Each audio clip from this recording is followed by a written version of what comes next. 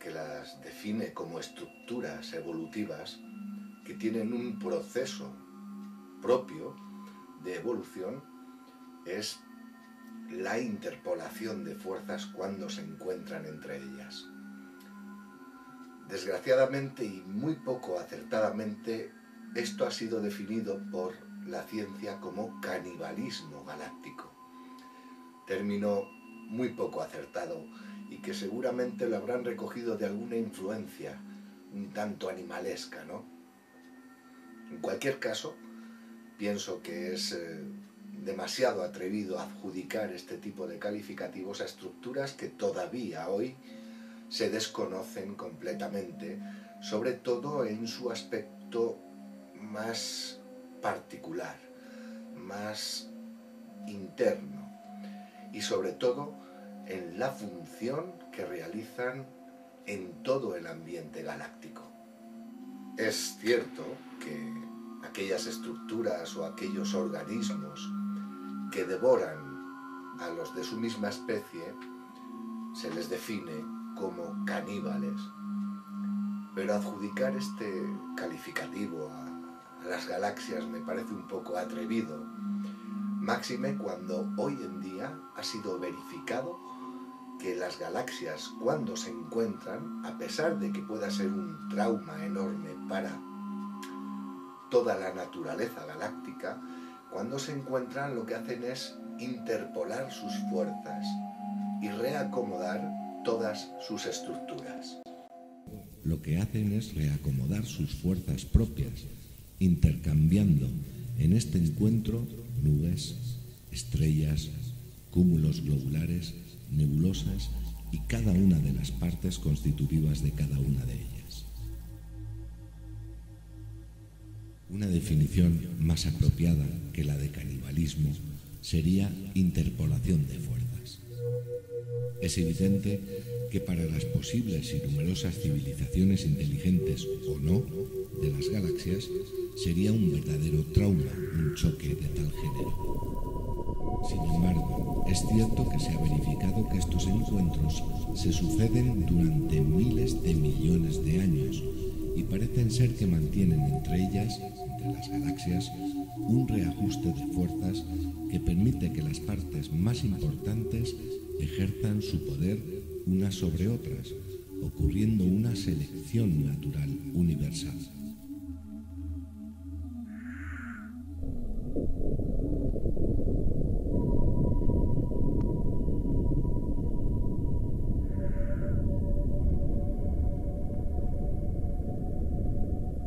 En cualquier caso, nada sería destruido, sino solo transformado. Esto viene a ser lo que realmente es, una interpolación de fuerzas de ambas estructuras galácticas.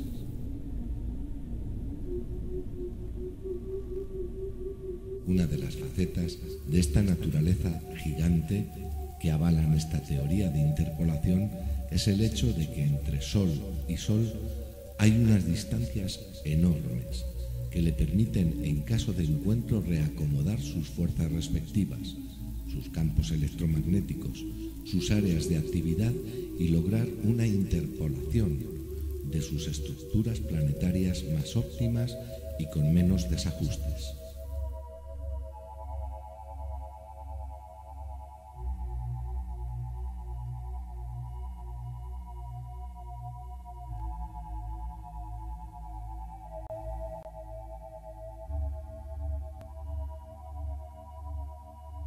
El universo es más complejo y mucho más sutil.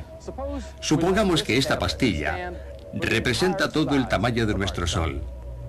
En ese caso, a esa escala, ¿a qué distancia estaría la estrella vecina más cercana? ¿A 1 metro? ¿A 1 kilómetro? No. Estaría mucho más allá de esta ciudad, a 300 kilómetros de distancia. La galaxia contiene 500.000 billones de estrellas y aproximadamente esa misma distancia la separa. Imaginen pues lo grande que es la galaxia. Ahora imaginemos que representa todo el tamaño de la galaxia. ¿A qué distancia estaría la galaxia grande más próxima a Andrómeda? ¿A 1 kilómetro? ¿A 10 kilómetros? No, solo a esta distancia. La velocidad de desplazamiento de estas megaislas estelares, o lo que es igual, la velocidad de encuentro, influye directamente en la crisis del encuentro entre ellas, como también, y sin lugar a dudas, influiría el hecho de encontrarse más de dos, sin olvidar, por supuesto, la diferencia de tamaño que podría existir entre ellas. El eco energético y electromagnético de los choques entre galaxias es registrable y, humanamente hablando, violento y brutal, pero no necesariamente lo sería para estas mismas megaislas estelares.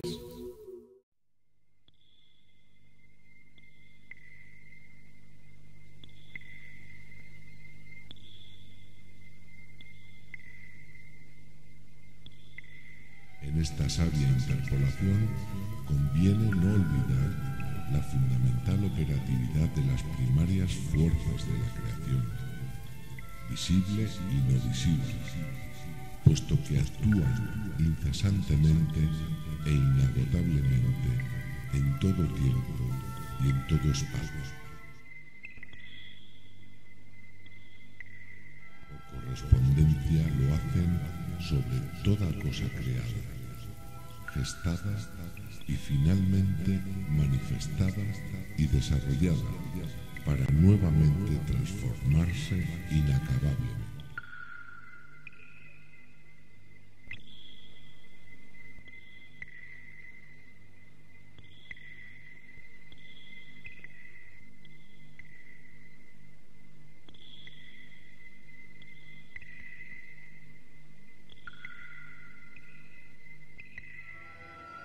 Llegados a este punto, hagamos unas preguntas.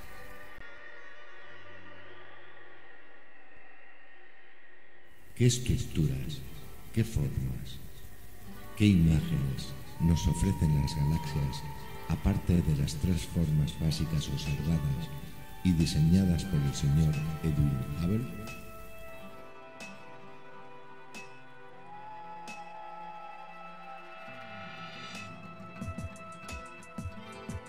¿Se comunican las galaxias entre ellas?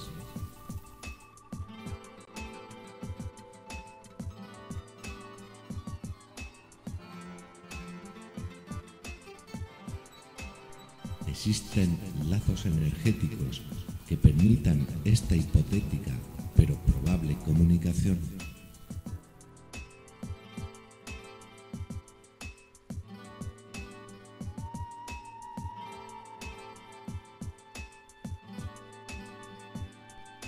¿Poseen una estructura interna para el control de su propio sistema?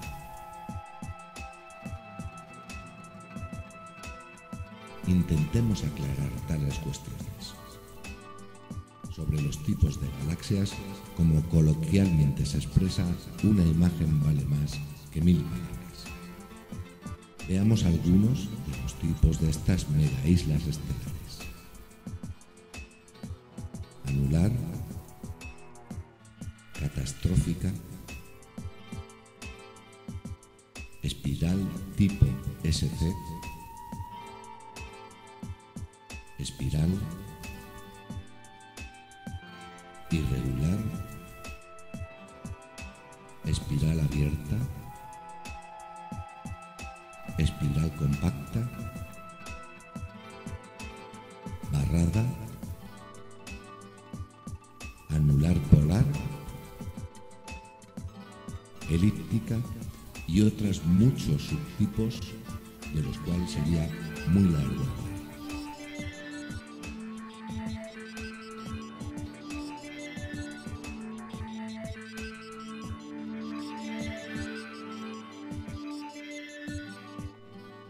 Vemos pues como hay una gran variedad de tipos que indican que la constitución de las galaxias atiende a factores desconocidos, en lo que se refiere a sus orígenes primarios, no a factores de influencias mutuas.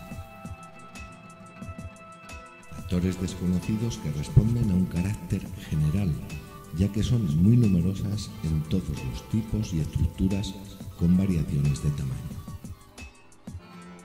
Esto también hace pensar que quizás pudiera ser que cada uno de los tipos corresponda a una etapa de desarrollo de las galaxias, lo cual es poco probable.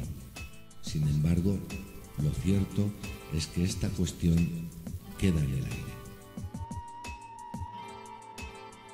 Parece ser que más bien obedecen a un patrón creativo determinado, al menos en lo que se refiere a nuestro universo.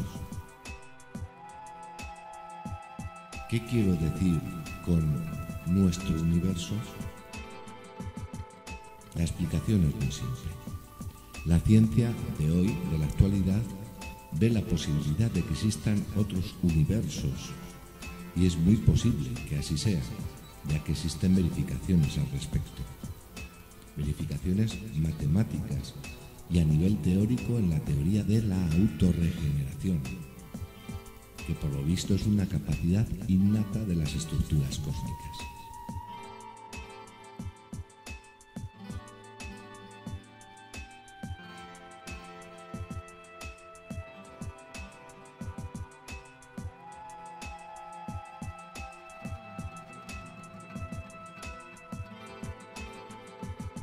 Esta capacidad de autorregeneración ha sido también heredada por las microestructuras, al igual que por todo organismo viviente, incluido el hombre.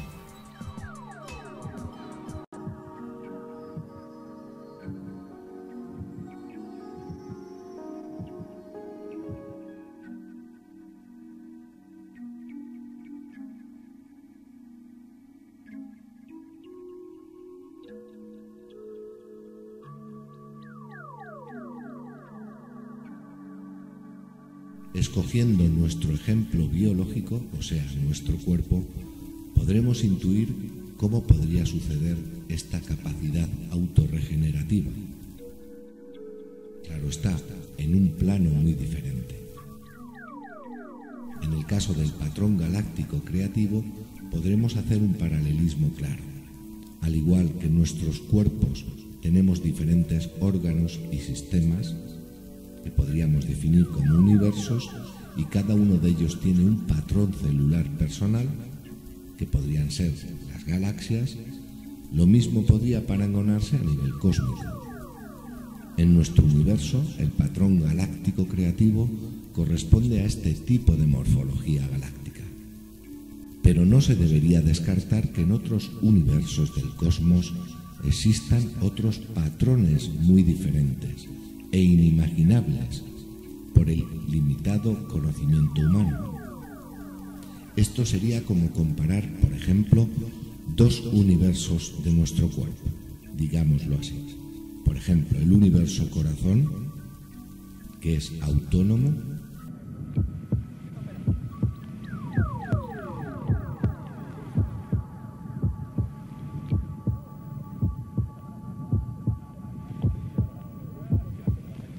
y el universo hígado, que también es autónomo, y con una gran diferencia en constitución celular, que serían las galaxias, y en su morfología, que sería la estructura que tiene cada uno de ellos, respectivamente.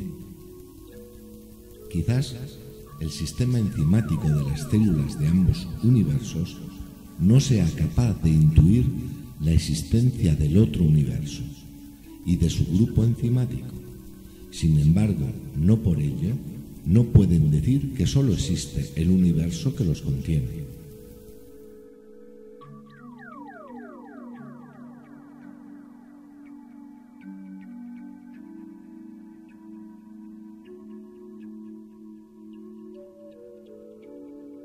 Extrapolando este ejemplo a la inteligencia humana y considerándola como grupo enzimático galáctico, podremos hallar muchas posibles y probables respuestas teóricas a cuestiones y enigmas que se plantean en numerosos campos de las ciencias.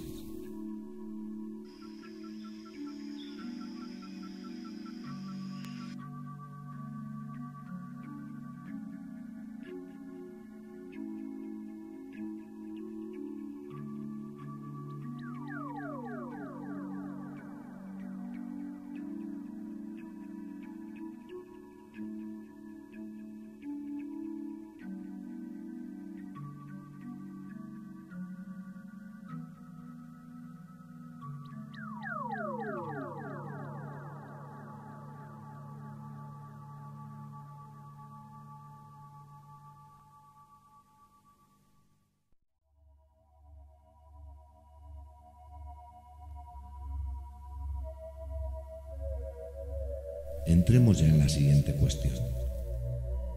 ¿Es posible que se comuniquen las galaxias entre ellas? O dicho de una forma más científica, ¿existen lazos de unión energéticos, bioplasmáticos o de otro tipo entre ellas?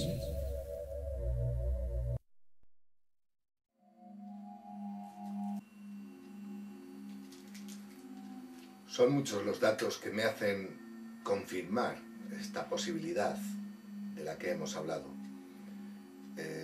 Intentaré explicarme con precisión.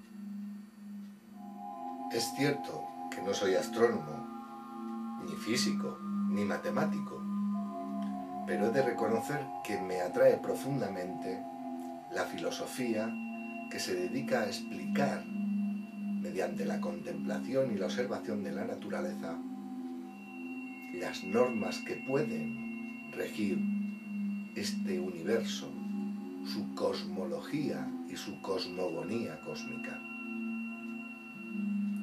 Cierto es también que, por más que intentemos entender este inmenso macrocosmos que nos supera en años y sobre todo en evolución, nunca llegaríamos a entenderlo perfectamente.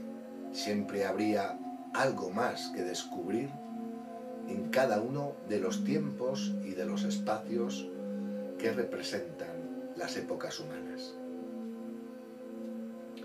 No obstante, he de reconocer que es este pensamiento científico puro que lleva hacia la deducción filosófica de la comprensión de esta cosmogonía universal donde yo más cómodamente me encuentro. Es cierto también que personajes célebres anteriores a nosotros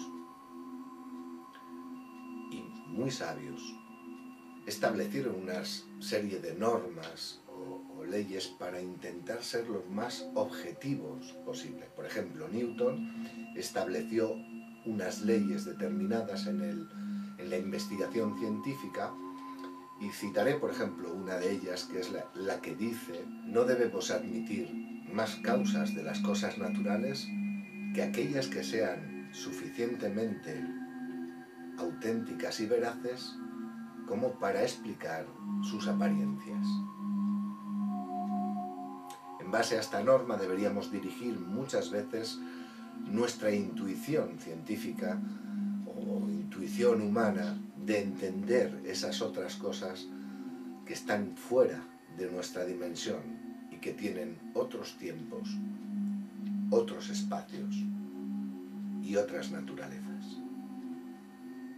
Bien, pues apoyémonos en esta norma para poder entender lo que deseo explicar, y es la existencia de una realidad evidente, pero muy poco estudiada, una realidad universal, una realidad galáctica, una realidad cósmica.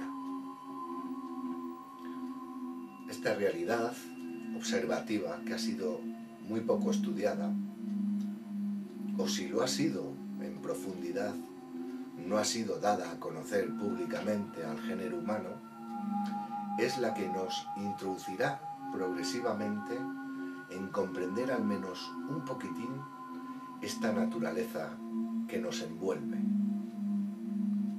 El cómo sucede es sólo adjudicable a las fuerzas primordiales de la creación.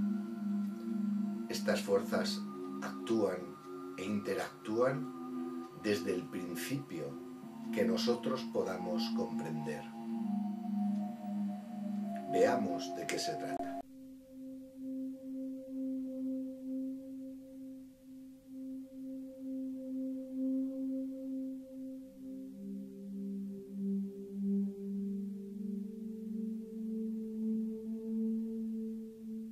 Está comprobado que existen puentes energéticos entre las galaxias, incluso entre aquellas que están relativamente distantes.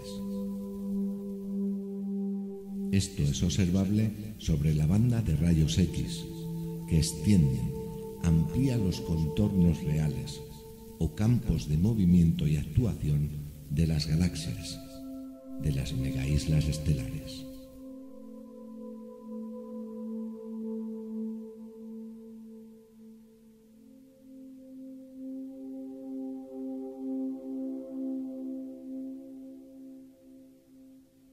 Estas interconexiones, estas sinapsis electromagnéticas, son más activas y variables en los llamados cúmulos galácticos. Entre ellos se han estudiado el supercúmulo de Virgo, el cúmulo de Abel, 1689,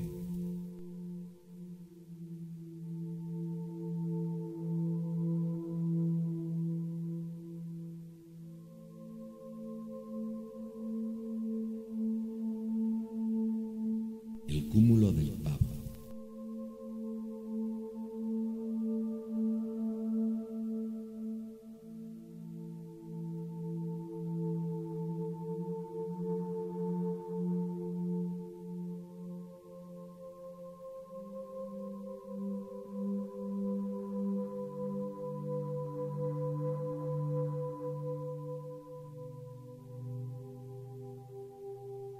y el grupo local al cual pertenece nuestra galaxia, la Vía Láctea.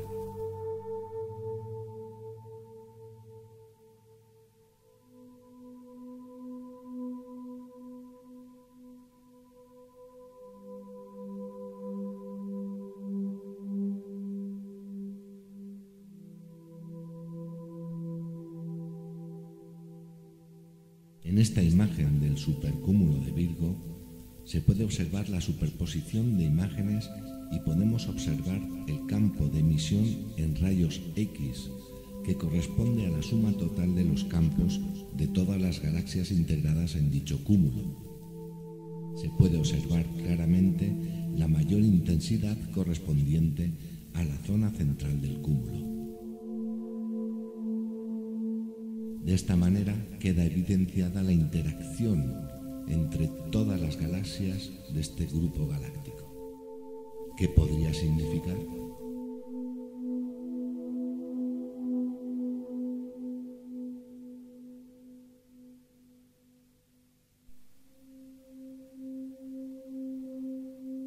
En esta otra serie se pueden observar los contornos de emisión de rayos X.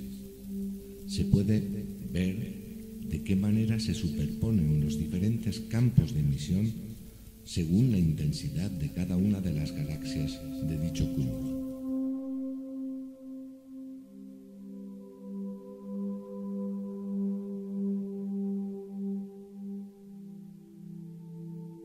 De los núcleos galácticos emergen poderosos chorros de plasma que se proyectan a decenas de miles de años luz. Los núcleos emiten 2 veces más energía en la banda de los rayos X que en toda la banda de las ondas de radio.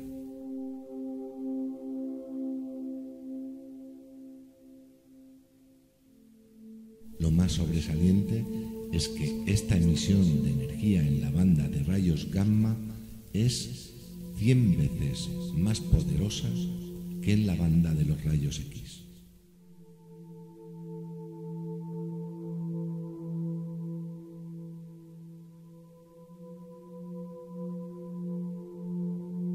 La galaxia M87 se ve el impresionante chorro de plasma que emerge del núcleo de la galaxia. galaxia y que llega hasta una distancia de 4.800 años luz.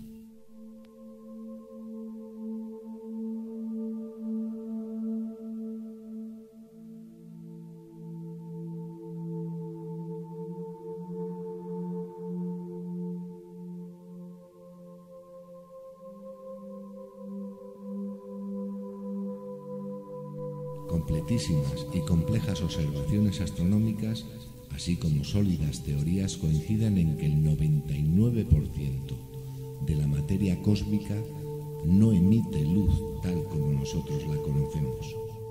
Por tanto, no podemos verla. Sin embargo, ahí está.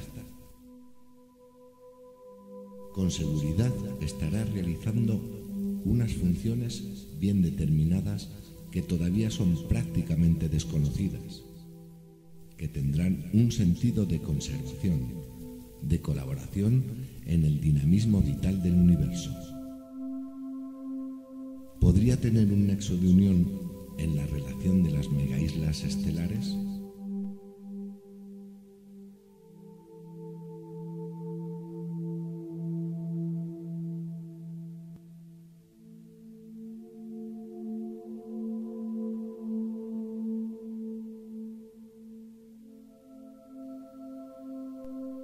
Se ha comprobado que las galaxias se agrupan con una norma común, dejando entre estas agrupaciones unos huecos que parecen respetar y que corresponden a un patrón de reagrupamiento. Este patrón de reagrupación de las galaxias es el efecto de los lazos energéticos que las interrelaciones dentro de un universo con leyes precisas y concretas según su necesidad operacional y su función principal respetan.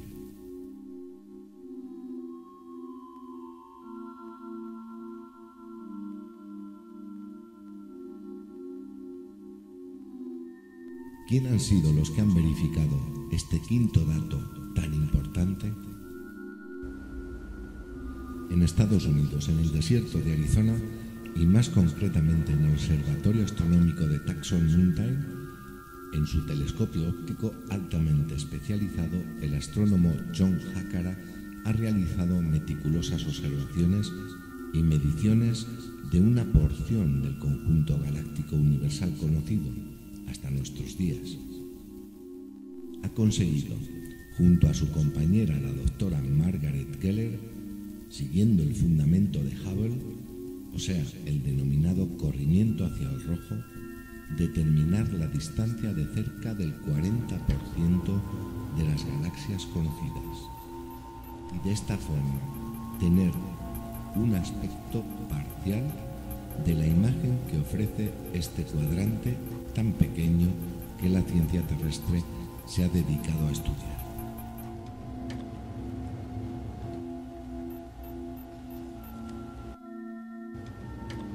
De esta forma han conseguido crear un plano tridimensional del cuadrante conocido de nuestro universo, de forma que nos permite tener una idea más adelantada de su aspecto o al menos de su estructura, siempre entendiendo que es la estructura que tendría hace millones y millones de años.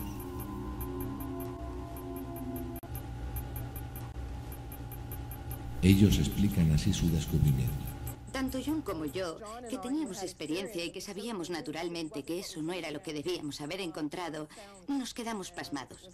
Fue verdaderamente como ser exploradores que habían descubierto el nuevo mundo o algo parecido. Así que pueden ver que las galaxias rodean a regiones que están vacías, como esta, que es negra porque no hay galaxias dentro de ella. De modo que las galaxias están sobre finas láminas que rodean o casi rodean a esas regiones vacías. Y ustedes podrían preguntar, ¿qué estructura de la naturaleza se parece a esto? ¿Y qué podría haber que se pareciera a esto? Una cosa que vemos cada día y que es parecida son las burbujas en el fregadero, solo que son mucho más pequeñas. De modo que aquí tendríamos la forma del jabón rodeando los interiores de las burbujas, que en este caso son oscuras.